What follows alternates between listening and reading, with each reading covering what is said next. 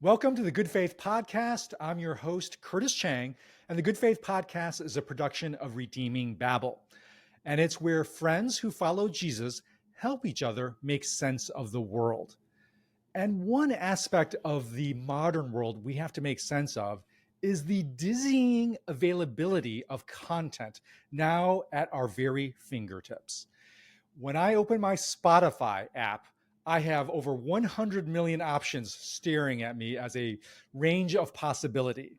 So that is a new invention in the modern world. When I was growing up in my 20s, my music availability was limited to the 25 CDs that I had saved up and bought and were kept in a storage stack in my bedroom.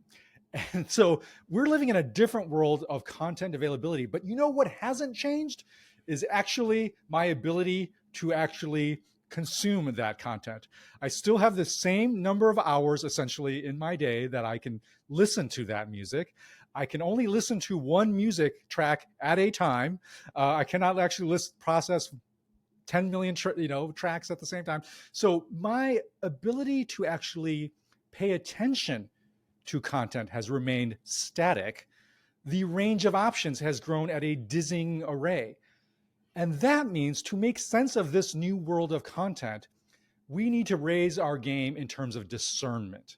We need to actually discern what of the content that is available is actually worth our scarce, in some ways, our most scarce resource, which is our attention. So how do we decide what content is worth our attention? And that's the topic for today. And I thought it would especially be interesting to narrow it on to use music as a case study. What kind of musical content is worthy of our scarce, precious treasure, which is our attention? And the perfect guest for me for this is Andy Crouch. Andy Crouch is a writer, public theologian, speaker on many topics, but also on one of my favorite conversational partners that I would want to go to make theological sense of music. So Andy, welcome back to the Good Faith Podcast. Well, thank you, Curtis. I'm so glad you keep having me back.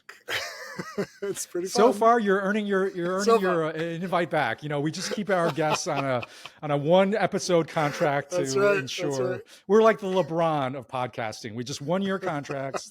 You got to earn your way back. No, of course, Andy has promised to come back regularly as one of our repeated guests, and in particular, this topic about how do we make choices around our attention span, especially using musical content as a case study. I thought, boy, I really want to talk to Andy about this. And Andy, maybe start by sharing with your listeners the role of music in your life, because I think many of our listeners may not fully realize the breadth of your background in music and think of you as an author and a speaker and so forth. So kind of share with people why you think deeply about music. Yeah, it varied. I mean, quite literally was my first love, I think, as a child. My mother was a classically trained pianist and piano teacher.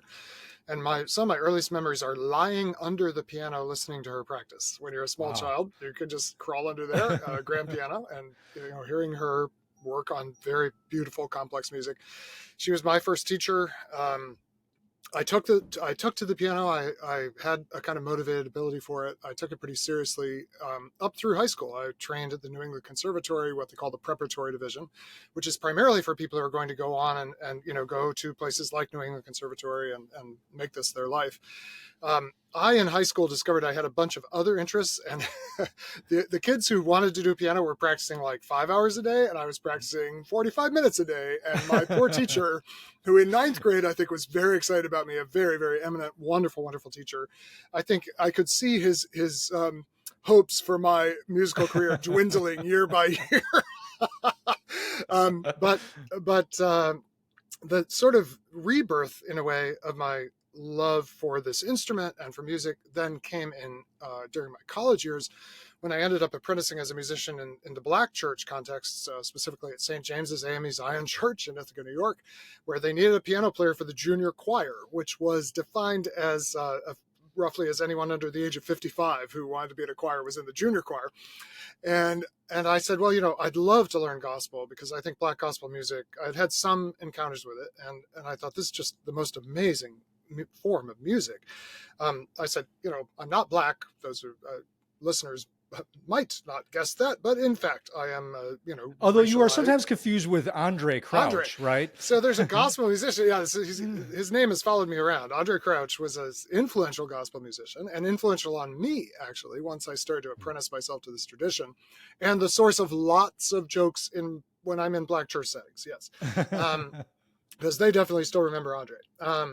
So I did take it very seriously and was incredibly blessed by this very cross-cultural experience for me. And that ended up shaping me into the kind of musician who could work at a professional level in kind of the world of American popular music, because American popular music is roughly the sum of the Scots-Irish folk Appalachian tradition, mediated through things like country and that kind of thing, and then the Black gospel and jazz traditions. So once I had gospel, I sort of this world opened up that wasn't the classical music that I trained in as a kind of young person, but this other world that is very important in church settings. So I continue to do a lot of music. A lot of times when I speak, if there's a piano, something will happen. Often it involves everybody singing, not just me. And it's a big part of my life to this day. And above all, just as a performer and practicer of it.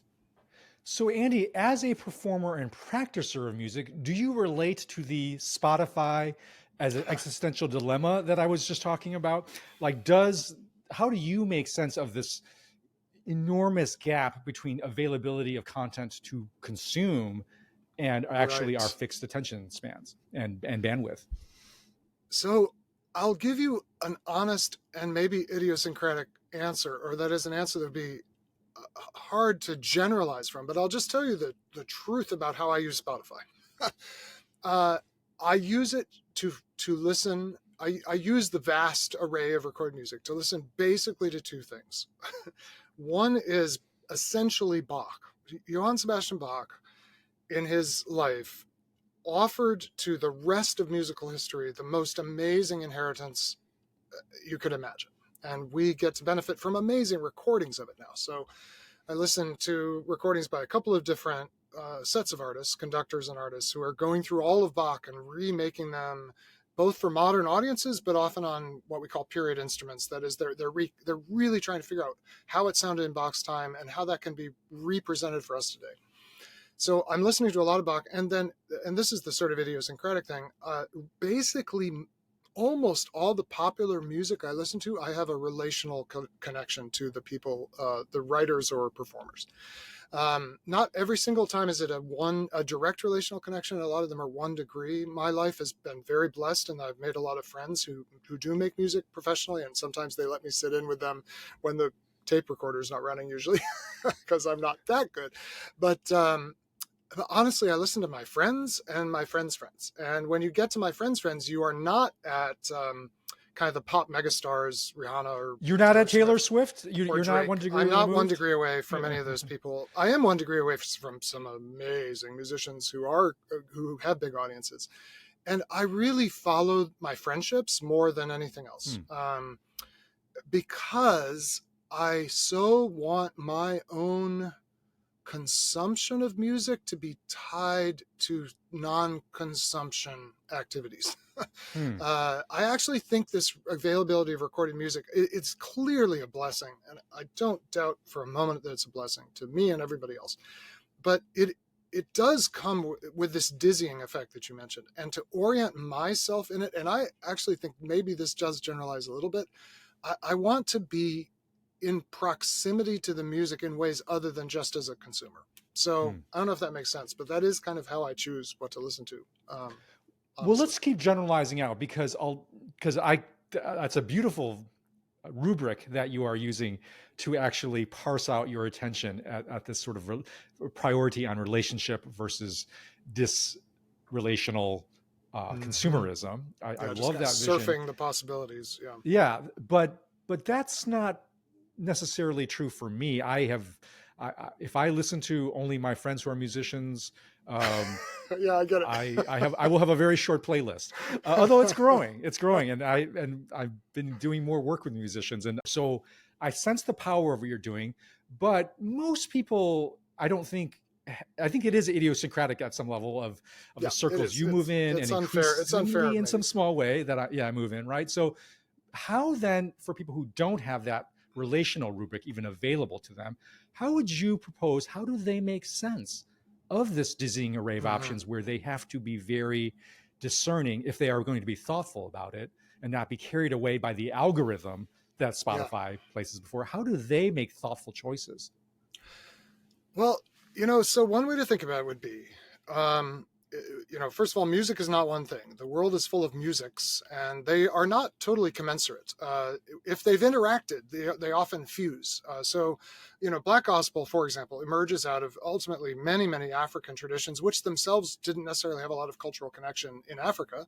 But because of the history of enslavement and the slave trade, people were brought here, and many cultures mingled, and then they mingled with the Anglo-American culture musically, right? Mm-hmm. So it starts to fuse, but if you put me or you in those original contexts, which still continue to generate music today in Africa, especially outside the cities, let's say, we'd be very, very lost.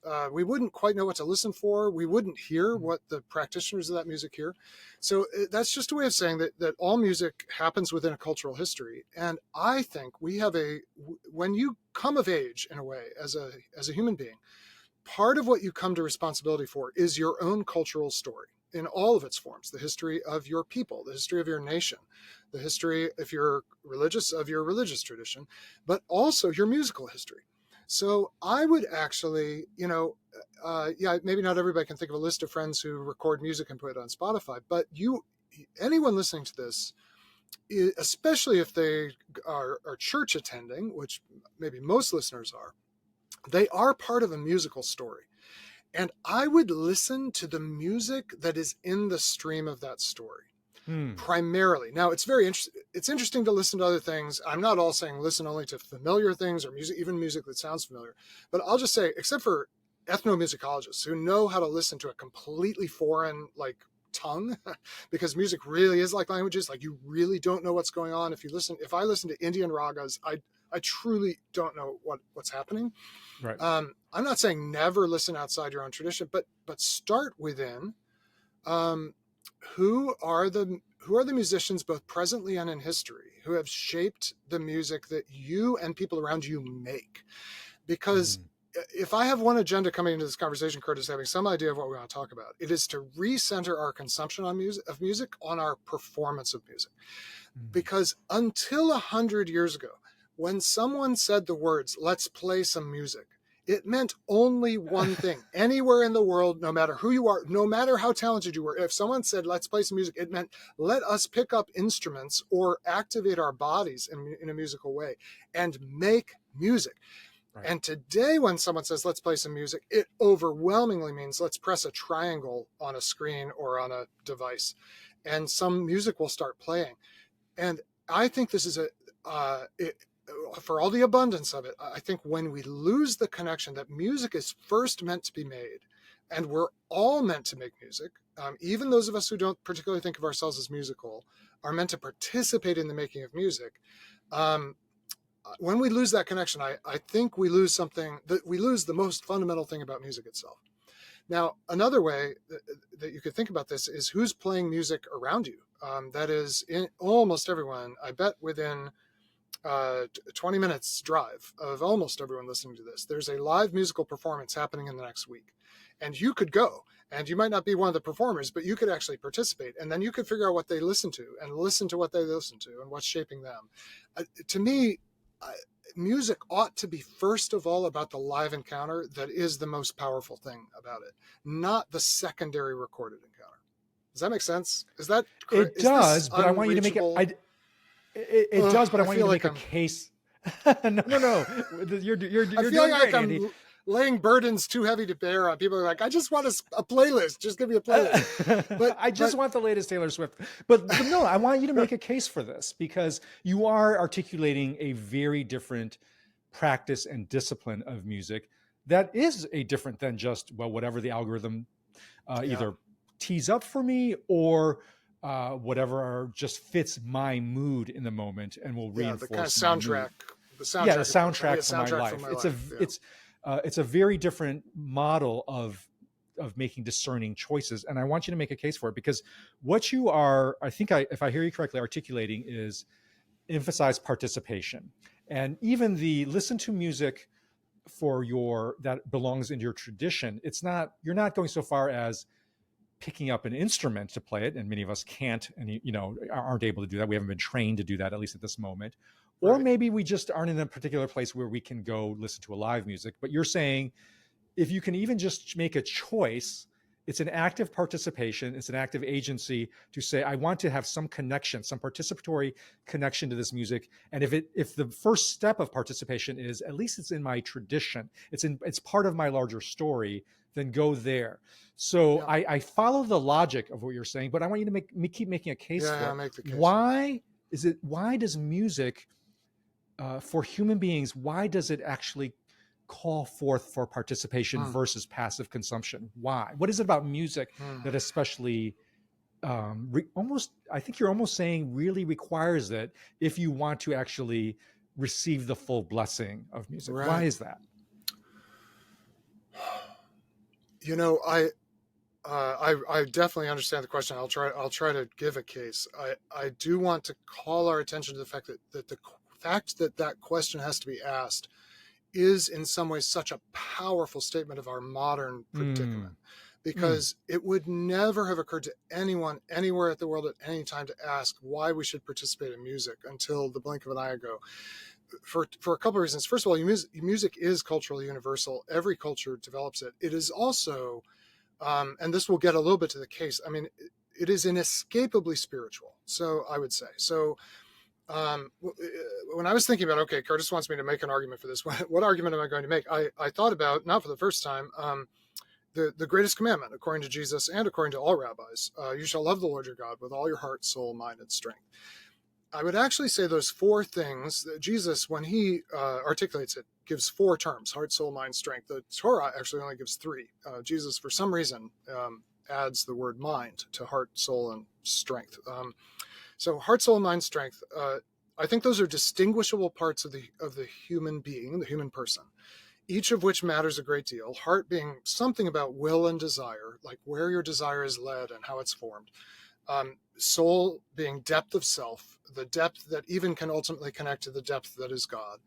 Mind, your ability to reason and think, and the strength is your kind of bodily endowment with bodily capacity, right?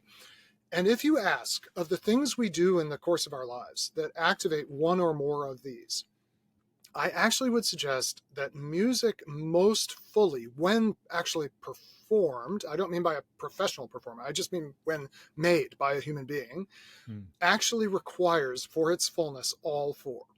So music is incomparably powerful at channeling and also kind of awakening our emotion. If you apprentice in the Black Church, you learn about soul. There's this thing called soul, and some cultures have quicker access to it than others. Let's put it that way. The truth is, soul is very present in my white heritages, my European American heritages, but there is a story about how my middle-class white people tamped down soul and started to think it was not respectable to let emotion and depth of self surface in the performance of music. It's a very specific story. It's very tied to injustice. It's actually tied to racism and racial identity. And it's a very sad story because it's the story of my my ethnic heritage losing its soul. But other traditions retain soul. And in fact, no, you have to maintain soul in order to survive in the world. So music gives you a way to be in the world with soul. When it has excellent lyrical content, which doesn't necessarily mean complicated, but depth of lyrical content, it activates your mind, it engages your mind. And then it's bodily, right? And to be done well, it requires a fullness of body. It's very hard to sing. It's very hard to sing from the couch. You at least need to be sitting in a well-designed chair. If you have a long choir practice or something, you can sit in a chair. But if you really want to sing, you stand.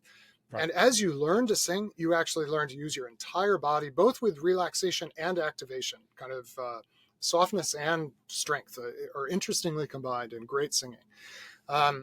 And so this is inherently participatory. And Right. I want to say, you mentioned not all of us play an instrument, and how many of us, especially as adults, are going to acquire another instrument? Very few. But remember, music is first made with the human body, just the body. Rhythm is made with the body. There's all kinds of rhythmic things you can do with your body. You can clap, you can stomp, all kinds of things. And then, of course, singing. And singing's the primal music. And while some of us missed the chance to learn that at the age where it was easiest to learn, everyone can learn. Everyone can sing. I am absolutely convinced everyone who has the faculty of hearing can sing. And interestingly, people who don't have the faculty of hearing feel rhythm and can participate in rhythm, even though they can't hear pitch and tone necessarily. So this is why it is the original participatory thing that connects us to one another, connects us to God, fulfills, if we can do it with love, would fulfill the great commandment. In other words, if I could make music with all my heart, soul, mind, and strength, and do it out of an overflow of love, that there is no greater. And I mean, it's not to say that there aren't other ways that we have to fulfill that commandment, but music is the paramount way. That's right. So that's why I want all my consumption to be very proximate to participation. And what I really don't want, and I rarely have it in my life, especially as I've gotten older, is background. So this is another modern idea, background music. Now music has very often been, I don't think it's always been in the background. I think there are some cultures where it's never in the background. If it's being made for at least the people who are making it, it's kind of the primary activity. But if you think about, I don't know what, a 19th century British ball where there's an orchestra and some people are dancing, but some people are flirting and talking and so forth. There's a place for music being performed that's not the center of attention. But I do not want music to just be this kind of bed of emotion that sort of soothes and directs me unconsciously. If I'm working, I'm mostly working in silence, but then I often pause, like I do my work in 24-minute increments, this thing called the Pomodoro technique, where you work for 24 minutes, then you give yourself a break. And during those breaks, I often turn on music. And yesterday, I turned on a new album by an artist I'm 1 degree away from. I listened to 2 tracks, and I danced around the living room to these 2 tracks because they're amazingly danceable tracks. Can we get footage of this, Andy? Is it as part of this? No? Strangely, it was not captured. No one will put me on stage to dance, but I'm willing to dance. I mean, it's just part of the experience. So anyway, I'm kind of going on here, but does that help make the case at all? Like it does. I think what you're saying is made to make this. Yes, and that our bodies actually are an instrument for music, in our voice, in our rhythm, in our body, made by God to actually tap into heart, mind, soul, will, all of that. Yes. And I think if listeners can reflect on moments of experience where they sang to a song that they knew deeply, and it connected with some experience that was deep in their soul, a thought that was deeply meaningful to their mind, that there was something deeply human and integrative and just memorably human and holy in that experience. We've talked about this before, Andy, but you played in a previous podcast, but you played the worship. You were the worship leader in my wedding. And I remember singing Be Thou My Vision right before the altar, declaring my intentions for what I wanted this marriage to be about in the company of friends, led by a friend who was leading me in music. And I that memory is indelibly imprinted into my very being. And I, at some level, orient my life around that moment and what I was singing, that I wanted my marriage to Jody to be about the vision of God that we are living and longing for. And I think if any of us are human, we can go back into our story, to talk about our own story of our lives, and we will find some moment where that was true. So I think you've made the case for it, or at least to me you have. So let's then talk about how we actually make this case into reality. Talk to me as I'm a, I don't know, 32-year-old data analyst who hasn't learned to play an instrument, thinks anyways that I am tone deaf, so I can't sing, as at least as that's their self depiction, and is used to just putting on Spotify and using it as either background music or as mood matching kind of exercise. Maybe I listen to it in the car. I listen to it when I work out. Um, I do and that sometimes, by the way, just to be clear. I'm not like a purist on this.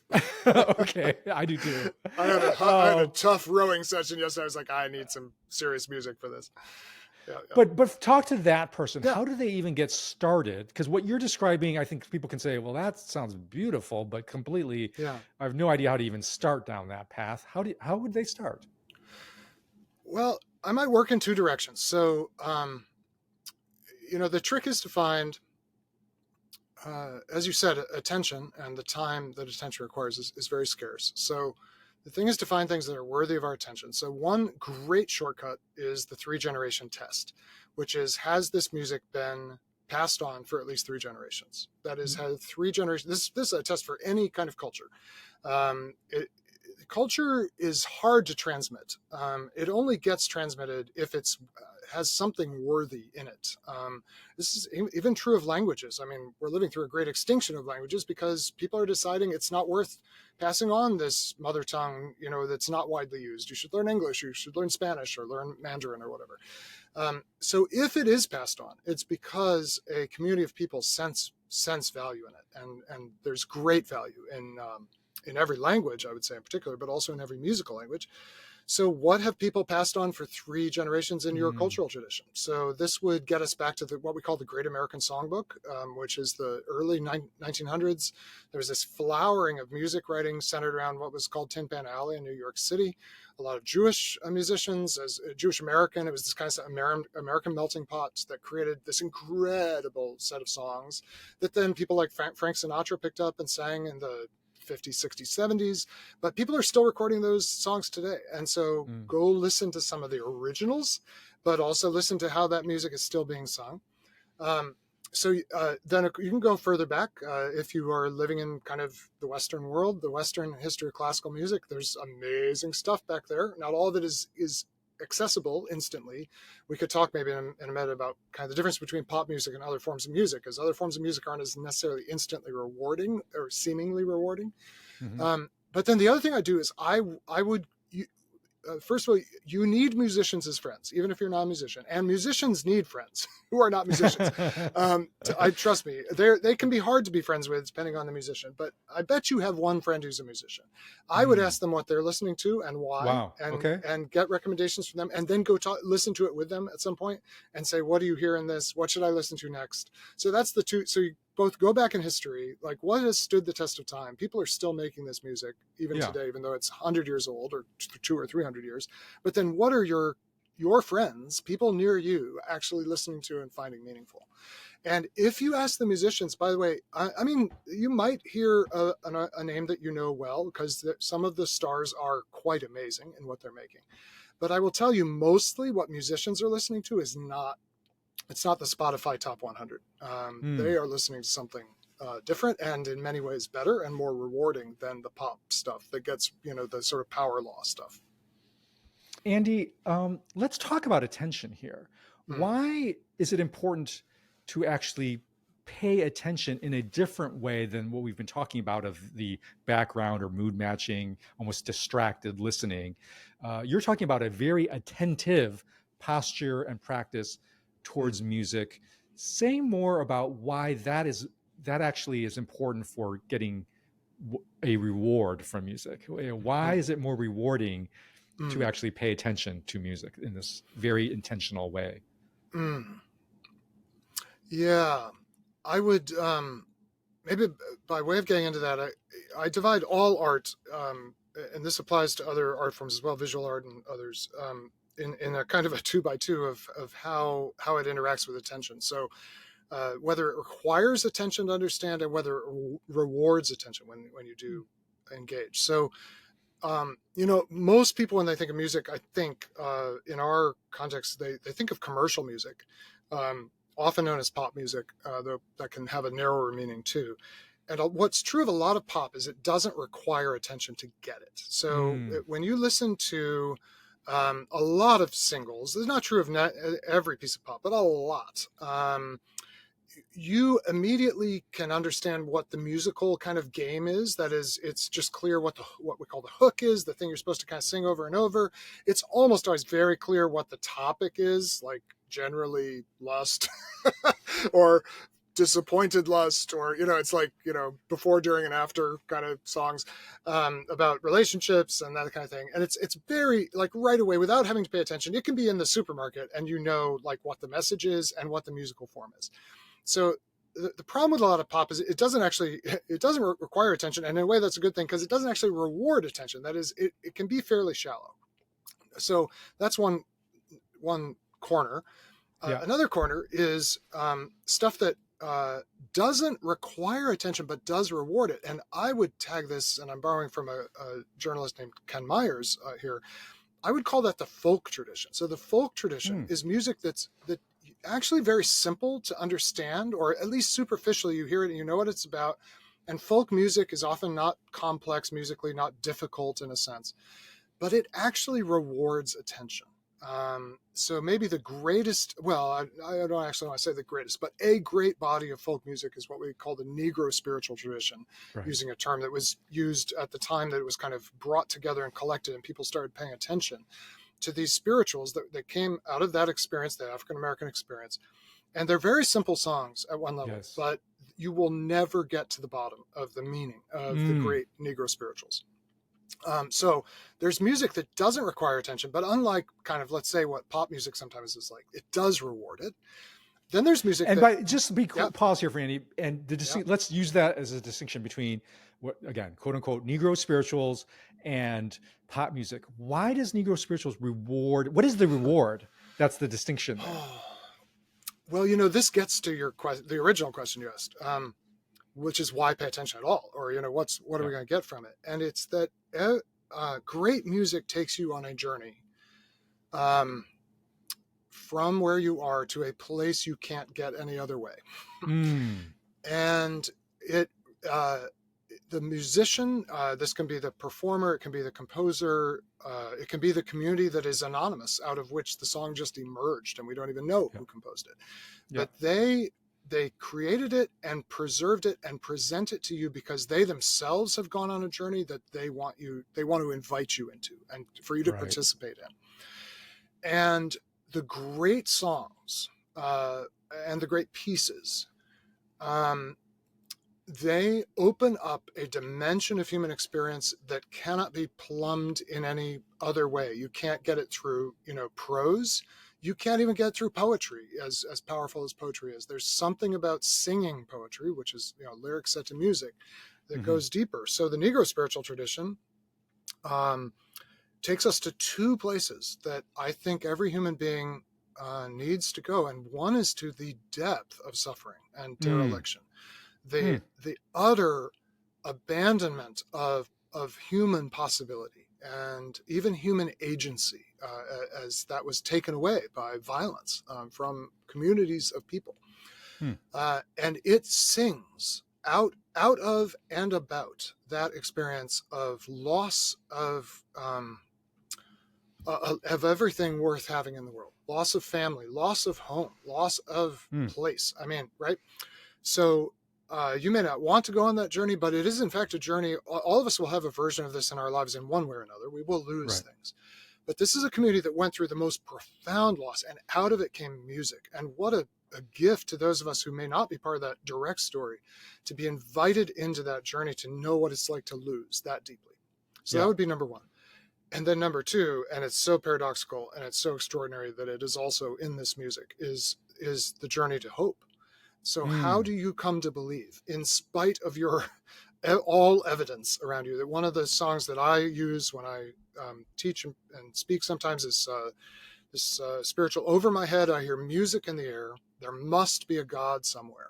Yes, I that's all the remember you words. teaching us in HRCF. Oh, Yeah, as that's the very song. HRCF yeah, being the Christian fellowship in college that Andy and I were part of at yeah. Harvard. So And yes, well, having sung it, you know that when I just say the lyrics, it doesn't even begin to capture what it's that's like to right. sing this song That's right. over my head. That's right. I I hear remember. music in the air. There must be a God somewhere.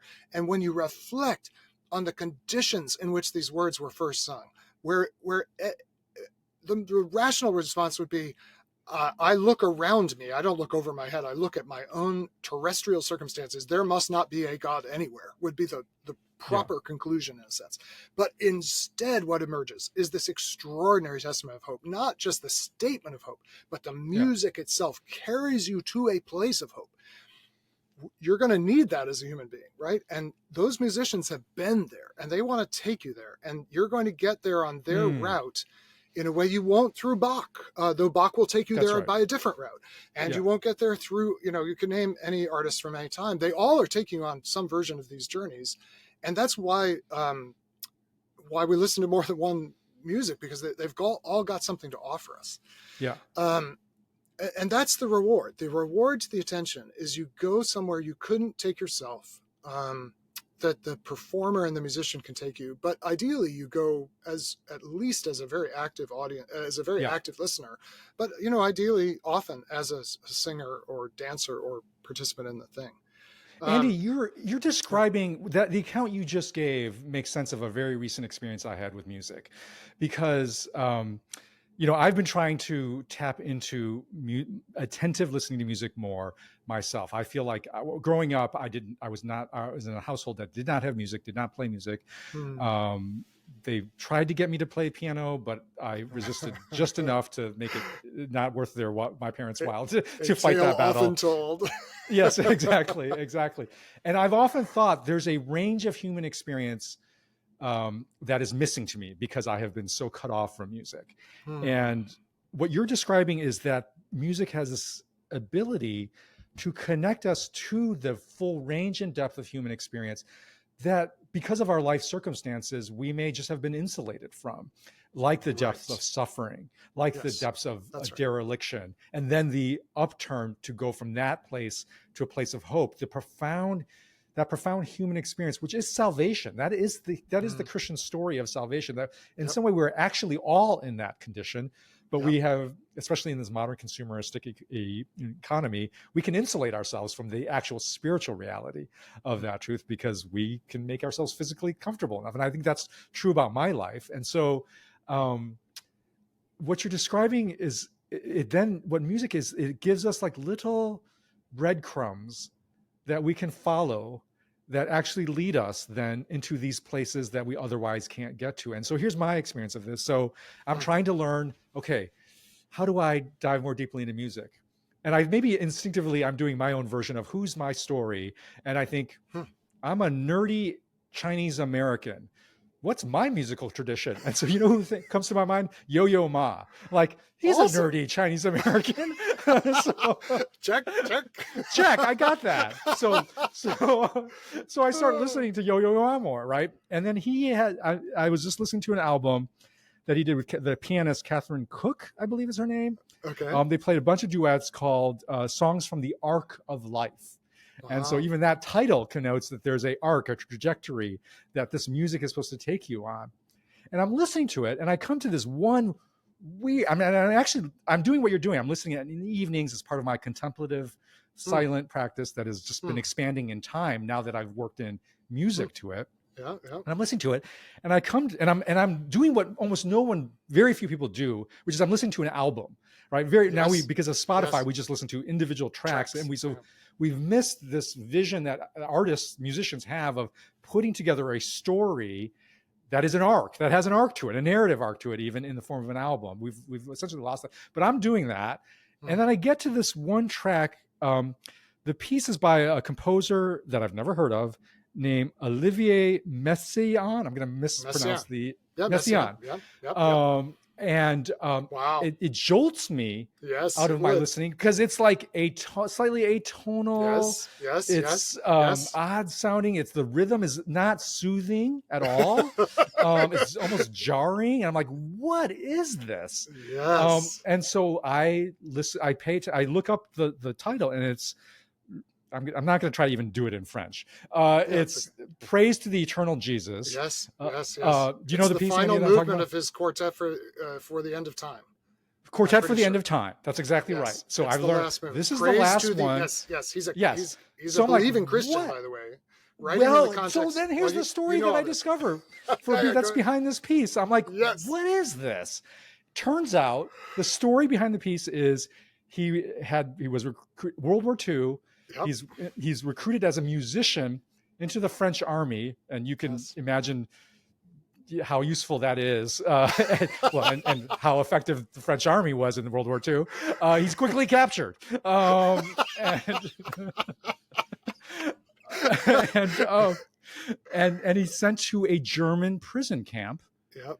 where he meets some other French musicians, Yes. and they together are like trying to make sense of this experience. And they meet some German guard that is kind enough to give them some scraps of paper and pencil, Mm, mm, and they start composing. mm, And this whole mm, quartet is composed by mm, French prisoners of war in a mm, German POW camp.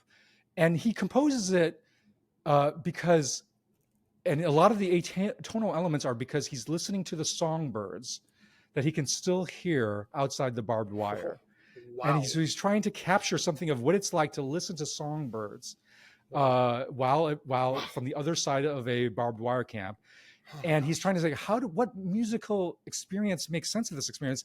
And they only can scrounge up together. I'm going to get it wrong, the details, but it's like, we got a piano that's kind of out of tune. Yeah. We've got a violinist that's in our midst and a cellist, right? So he works with what he has in the prison Yes. camp and then they compose this piece and convince enough of the German captors to convince them to put together a concert that is attended by French prisoners of war and their captors in a musical concert in a German prisoner of war camp.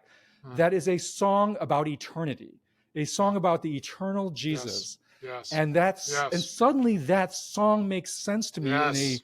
in a way that I just didn't make before, because now Oh my I've gosh. been following the breadcrumbs in all of this research to the story behind the song.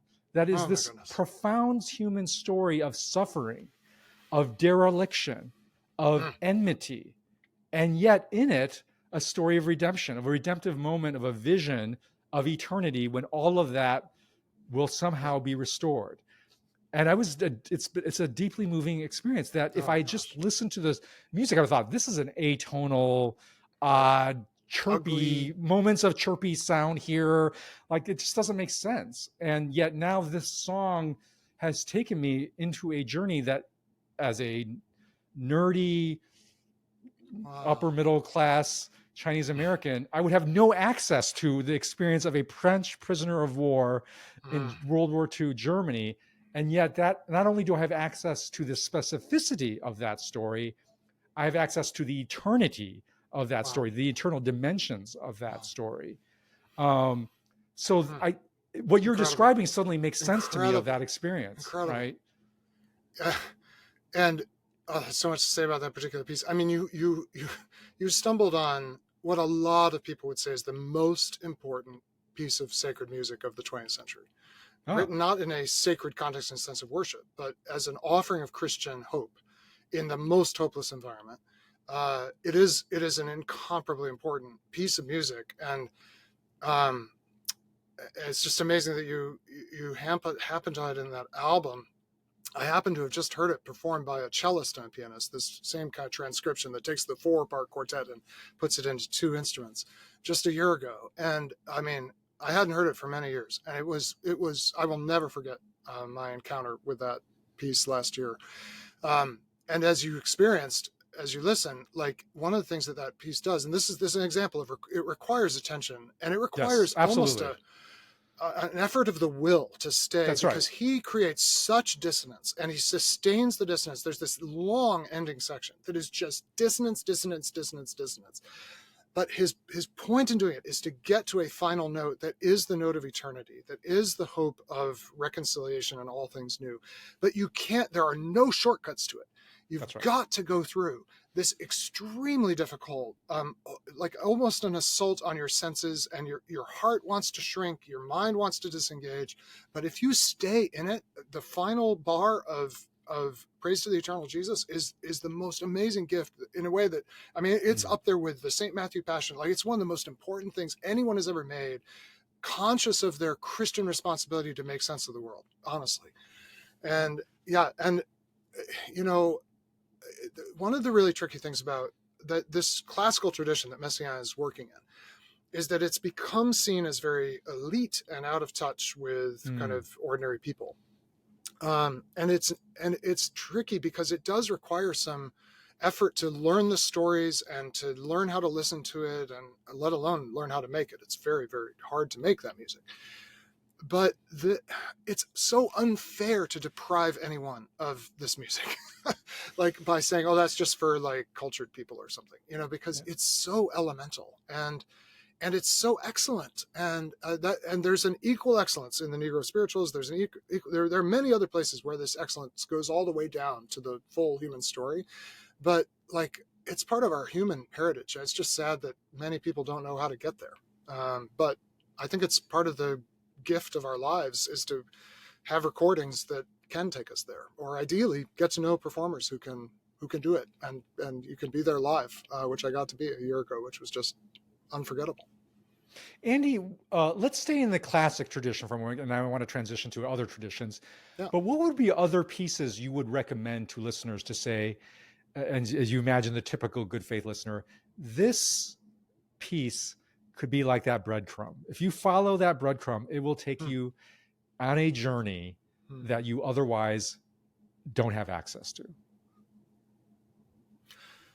Well, every Good Friday, my family, well, our kids were still home, and I think my kids may do this on their own, but those of us who are home any given Good Friday, we sit down at noon and we listen to Bach's St. Matthew Passion. So this is Bach taking the literal verbatim text of the German Bible, the Passion according to Matthew, with poems interspersed that are kind of spiritual poetry that he adopted from others. And in one sense, I mean, I'm not going to be able to give another answer after this one, because I do think the St. Matthew Passion, which I mentioned a moment ago, it is kind of, I mean, many people would say this, not all of them at all Christian in their own personal beliefs. It certainly has a case to be made as the greatest work of the Western classical tradition. But the really interesting thing about it is actually how accessible it is. So it's telling a story. You can easily find translations. You definitely want to hear it sung in German, not in an English, a version. But read along, and you know what the story is. And if you know the story of the Passion, you kind of know when Peter's talking and when he's denying Jesus, and you know when the crowd's saying crucify him. You don't even need the translation to kind of have the general outline. But the music itself is actually very, the first bars will draw you in, and you don't have to be sophisticated to feel the emotion of the opening, orchestral opening, and the words that the chorus sings at the beginning. And it gets very complex, and there's lots of things you'll miss the first 20 times you listen to it, but that's fine. That is, I would start there, honestly. I mean, you don't have to listen to the whole thing, though it's 2 hours, 45 minutes. So it's a commitment. But the St. Matthew Passion is the gateway, certainly to all of Bach, and understanding what Bach is doing, the repetition that he engages in, the way he elaborates melodies, there's things he does that are very unfamiliar to us today. There's this thing called the recitative, where the soloist sings kind of a set of notes and the orchestra plays these little chords in the middle, and it's very awkward sounding or weird sounding to us. But as you listen to it more, you start to understand how it works, and it's just amazing, because it takes you through the most important story. the great works, this is the 3 generation test, the ones that have survived. They can sound like cliches, but they're great. They are remembered for a reason. And I think the symphonies of Beethoven are another amazing place to go. Beethoven's in a very different place from Bach. He's much less overtly religious than Bach. He certainly is. He's in a Christian world. He's trying to make sense of that world and its beliefs. He's having a terrible time. He's going deaf. He's Right. has a really hard life, and out of it he makes the most emotionally intense music. And even though da da da da, I mean, everybody kind of knows that theme for Yeah. the symphony, but there's way more to the Fifth Symphony than just that movement, and there's way more to the symphonies than just the Fifth. And listening to those, and just trying to imagine what Beethoven's trying to get you to feel, because he's trying to get you to feel a lot. And it was very controversial how raw it was. It was the punk rock of his time. But there's some punk rock that's quite amazing and worth preserving, and hopefully will be played for many generations. But Beethoven manages to do all the things the punk rockers did, but there's a kind of multi-dimensionality about his music that very little rock music has, to be honest. I mean, the best rock music has a lot going on that's very worth engaging, but Beethoven usually has all of that and like 10 other levels. So it's hard to beat. Well, Just and to if you be, want to, Yeah, if you go want a ahead. story to, if you're like me, that a narrative helps Yeah, me get the meaning. Listen to the Ninth Symphony, his yeah, last symphony, and as I understand it, the story of that first performance yeah. of the Ninth Symphony is he's essentially deaf at that Yes, point, completely. He was completely deaf. Yeah, completely deaf at that and point, and never is heard it. still He was deaf when he started writing it, deaf when he finished, deaf at the first performance. amazing, right? It's an amazing story. And then in the first public performance of that, he's wants to he wants to still participate, as back to our Yeah, theme of participation. He wants to participate in this first public performance of this great, and probably in his mind, I would imagine, like probably one of his last great works. And yeah, so he insists on conducting this symphony as a deaf yeah, person who, and so he's completely, it's apparently like they told the symphony, don't pay any attention to him, because he's not going to be able to keep time with this. So there's like the real conductor, and then he's up there conducting. And apparently, as I understand it, the first performance ends, and then the audience erupts yeah, in this sort of yeah, recognition they've been in the yeah, presence of something yeah. Something great, and for many extraordinary. of them holy. Yep. But Beethoven is still conducting, because he doesn't realize that the performance has ended. He can't hear it. And then apparently the first vocalist, a woman, I Turns can't him remember her around name, turns him around to to face see the the crowd. audience. Yeah, And I just think, oh, yeah, isn't that what we all long for? Is yeah. that, and at the end of our lives, we've participated in some great performance, maybe not musical, maybe it's the performance of love, that we've loved somebody till the end, that we've loved, our children, our dying spouse to the end. And it's like, we don't know if anybody has heard this. We don't know if anybody has recognized this. And then to have somebody turn us around to be recognized for that gift, like that's a deeply It's human, incredible. it's a deeply human longing we all have for our lives. And I remember listening to that music and tapping into that longing. Wow. And there's there's nothing, we can't get there. Yeah. We can't get to that same depths with anything other than music. I think that's really true. Yeah. Yeah. Yeah. Andy, I want to talk about another stream of music, because we've been talking about classical music in a way to make it concrete. And some people may be able to do that. I for one, have, that is one of I've been on this sort of, I would say, the last 5 years of this journey to really expose myself to this whole realm of music that previously has felt just sort of cut off from me. Classical music has been one stream that I've been followed. The other has been jazz, has been my other stream. And I would say jazz, probably, if I had to choose between the two, it has felt more accessible to me as a Westerner, as a modern day late modern Westerner, than classical music has been. Say more why that is. Can you help me understand why jazz has been a conduit for me in this way, in a way that classical music is a little more distant from, other than just that it's an older music, right? Well, I think that's actually very appropriate in a way, because jazz, and I will say I as a musician, I have indirect access to jazz through the Black gospel tradition, but it's not music that I have professional competence in, either as a performer or as a listener. Really, I know the standards, but I don't spend a lot of time listening to jazz. I don't work with people who are jazz musicians. So the amount I don't know about jazz could fill a very long podcast. So I will, within the limits of my knowledge, the thing is, this is the American music. The classical tradition is European. And it's universal in that it can be learned by anyone, anywhere. It's actually being kept alive really in Asia more than in Europe or the United States these days, and by Asian Americans. Asian North Americans are amazing practitioners of the Western classical tradition, but it was always an import to the Americas.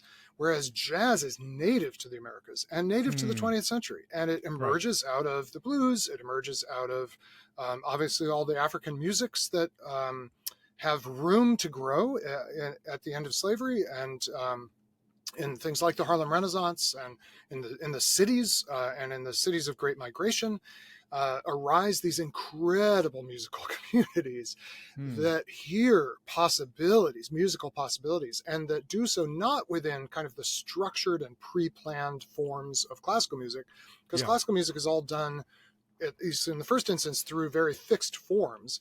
But instead, what the jazz musicians do is, to a great extent, they take this thing I mentioned earlier, the Great American Songbook, which are these kind of traditional popular songs. They're the early American popular music, commercial music, Broadway music, and stage music.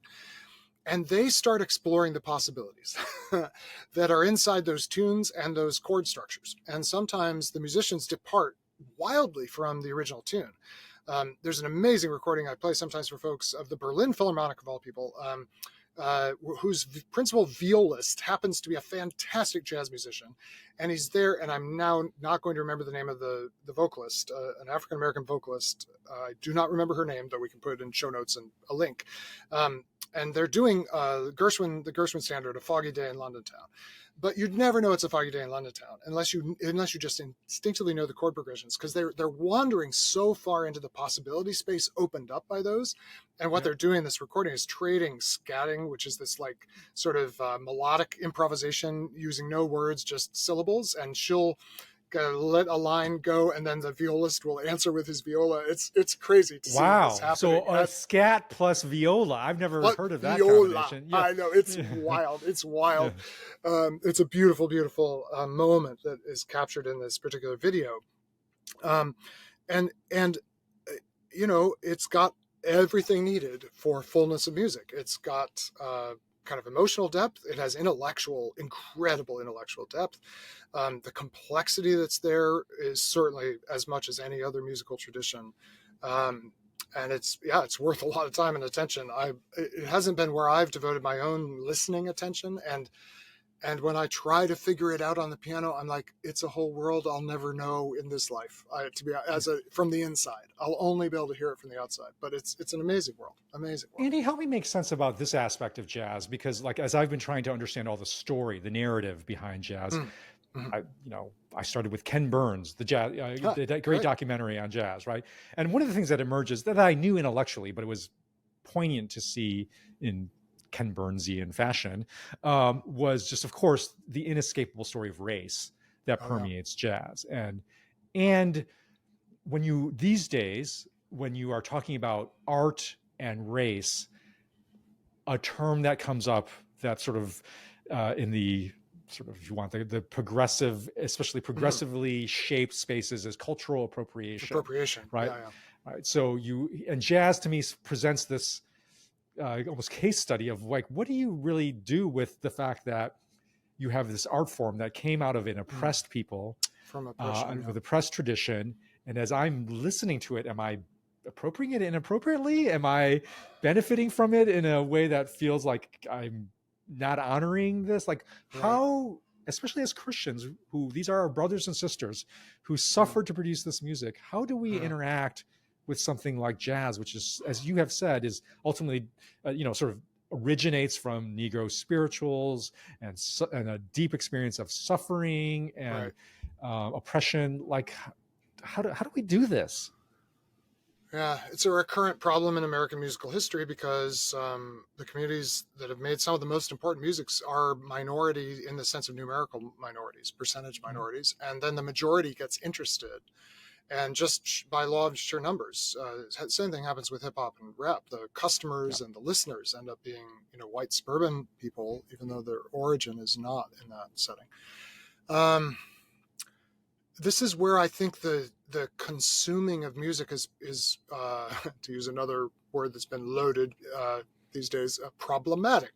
That is when you are at a distance from the community and the place and the people who make this music primarily, you are tempted into a voyeuristic and exploitative kind of use of it. I think it's wise to recognize that temptation. Um, it's an issue that would entirely disappear if you took on the vulnerability as a, let's say, you or I, not being Black, not being from primarily urban backgrounds. If we were to go to the places where jazz even today is made at its most creative, it would be vulnerable for us. We'd be in the minority, most likely.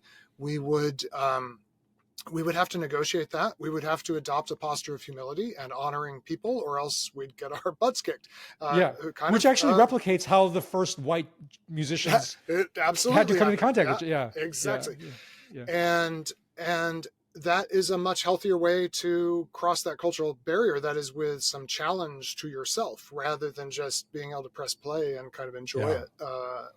And that is there is a kind of an appropriation in just importing it into my world and letting it be the soundtrack to my world. Yeah.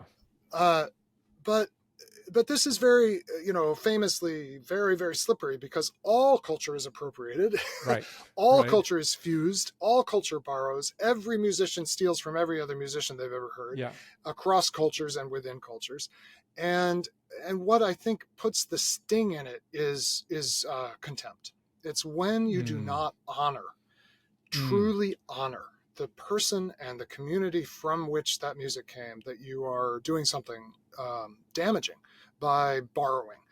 But there's a way to borrow and honor. And we saw a quite extraordinary thing. It circulated a lot at the Grammys in 2024. We're recording this just a few weeks after. There's a very, very important pop song, really folk song, pop folk song from the 1980s, Tracy Chapman song, Fast Car. And this country musician, white guy named Luke Combs, has re-recorded it, and it was a big hit in 2023. And at the Grammys, they performed it together. And there was a lot of chatter when his version became a hit. This is cultural appropriation because she's a Black woman. But when they performed it together, it's a video that's so worth watching, because the mere audio doesn't capture what was happening, which is that Luke Combs, who is a modern day superstar in a way that, Tracy Chapman had notoriety, but like he's playing arenas. She sort of had this very brief career, and she didn't probably want the superstar thing, but he's kind of a superstar in his own world. He is so utterly honoring her in the way that he interacts with her and in the way he makes the music. And it's this beautiful scene of these people. He wasn't even born when the song was released. So it's intergenerational. So here's a song that's made it to two generations, because it is a great song.